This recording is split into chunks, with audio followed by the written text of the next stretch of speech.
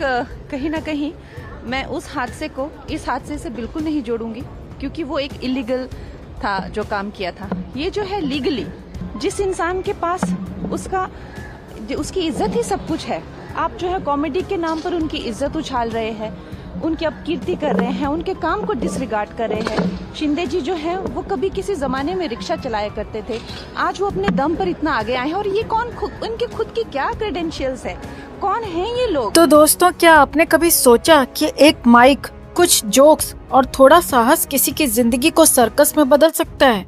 जी हाँ, मुंबई की सड़कों पर आजकल एक अजीब सन्नाटा है, या शायद सन्नाटे से पहले का तूफान। नाम है कुणाल कामरा, एक स्टैंड अप कॉमेडियन जिसके लिए पुलिस स्टेशन अब स्टेज से ज्यादा घर जैसे हो गई हैं।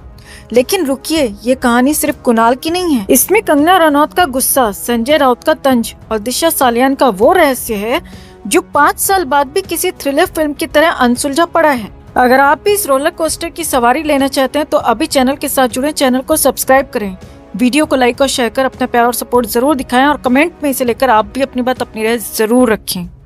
तो कहानी शुरू होती है एक माइक से। कुणाल कामरा, वो शख्स जो स्टेज पर हंसाता था, आज मुंबई के खार पुलिस स्टेशन में 3 नए केसेस का हीरो बन चुका है। वजह, महाराष्ट्र के डिप्टी सीएम एकनाथ शिंदे पर कुछ तीखे जोक्स जो शायद हंसी से ज्यादा आग भड़काने वाले थे।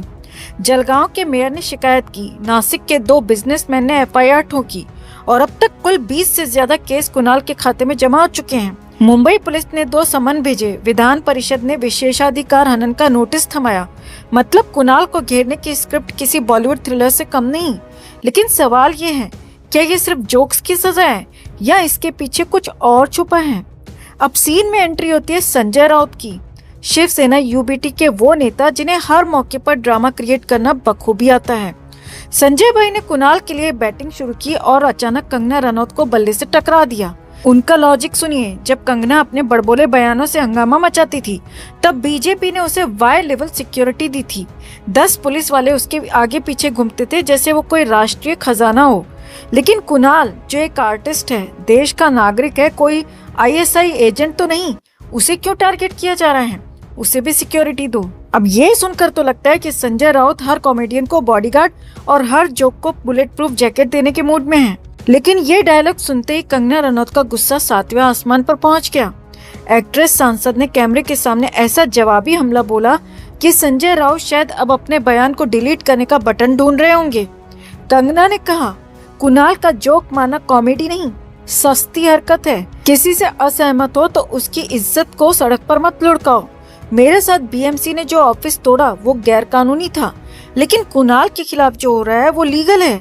फिर कंगना ने संजय पर निशाना साधा, तुम्हें कंगना बहुत याद आती है क्योंकि मेरी वजह से तुम्हारी सत्ता का सूरज डूब गया।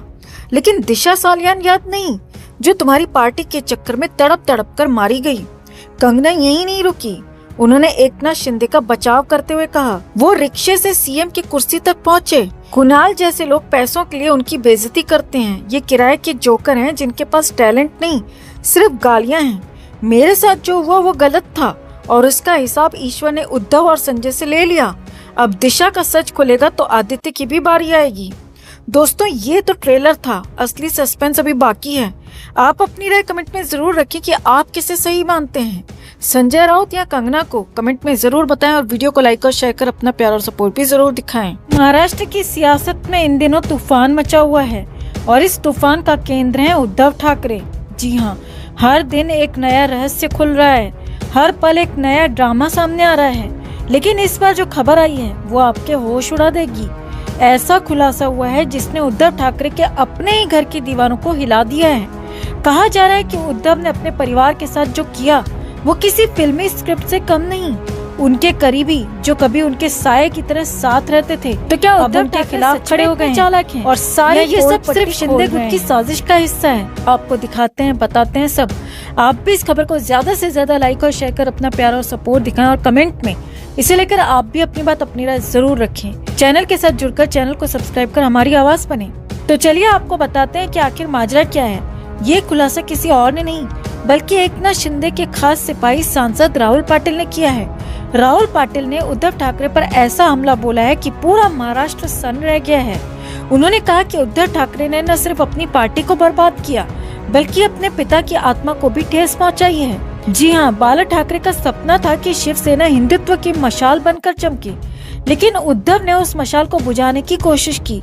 राहुल पाटिल का दावा है कि उद्धव ने अपने भाई को साजिश के तहत किनारे लगाया, उनकी आवाज को दबाया और परिवार की विरासत को अकेले हड़प लिया। अगर आपको ये खबर चौंकाने वाली लग रही है तो अभी वीडियो को लाइक करें और अपने दोस्तों के साथ शेयर करें ताकि वो भी इस सनसनीखेज खुलासे को जान सकें।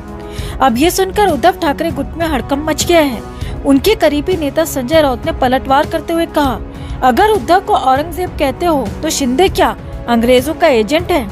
संजय राउत ने ये भी कहा कि शिंदे गुट अपनी हार छिपाने के लिए ऐसे बयान दे रहा है। लेकिन सवाल यह है कि अगर ये सब सच है तो क्या उद्धव ठाकरे ने सच में अपने भाई के साथ ऐसा गलत किया?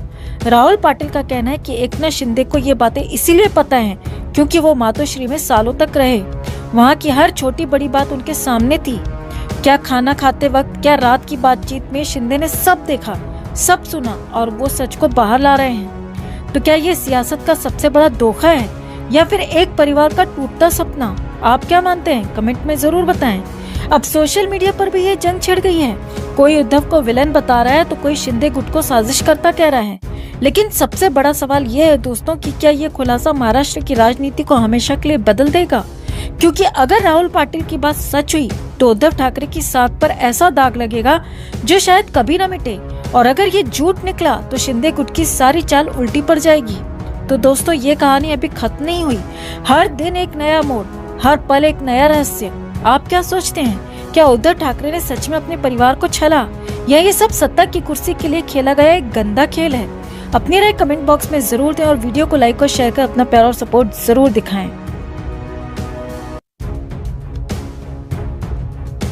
तो दिशा सालियान केस के फिर से खुलने के बाद से महाराष्ट्र की सियासत में भूचाल आ गया है। हर दिन नए खुलासे सामने आ रहे हैं और इस बार निशाने पर है बेबी पेंगुइन। इस पूरे मामले में संजय निरुपम ने ऐसा खुलासा किया है कि हर कोई सकते में आ गया है। तो आखिर क्या बोले हैं संजय निरुपम? खोले हैं कौन कौन से काले राज ठाकरे के? आपको बताते हैं, दिखाते हैं सब। आप भी इस खबर को ज्यादा से ज्यादा लाइक और शेयर कर अपना प्यार और सपोर्ट दिखाएं और कमेंट में इसे लेकर आप भी अपनी बात, अपनी राय जरूर रखें। चैनल के साथ जुड़कर चैनल को सब्सक्राइब कर हमारी आवाज बने। तो सोचिए, एक लड़की जो जिंदगी से भरपूर थी अचानक एक रात मौत के अंधेरे में समा जाती है। क्या ये महज एक हादसा था या फिर कोई ऐसा राज छिपा है जिसे अब तक दबाया जा रहा था? संजय निरुपम जो कभी कांग्रेस में थे और अब एकनाथ शिंदे के शिवसेना खेमे में शामिल हो चुके हैं, उन्होंने एक प्रेस कॉन्फ्रेंस में कहा कि जब दिशा की रहस्यमयी मौत हुई थी तब वो उद्धव ठाकरे के गठबंधन का हिस्सा थे। उन्होंने जो देखा और सुना वो अब तक उनके जहन में ताज़ा है। और सबसे बड़ा सवाल, क्या ये सच सुशांत की मौत से भी जुड़ा हुआ है? इतना ही नहीं, संजय निरुपम के पास ऐसे ठोस सबूत भी हैं जो वो SIT को सौंपने के लिए तैयार हैं।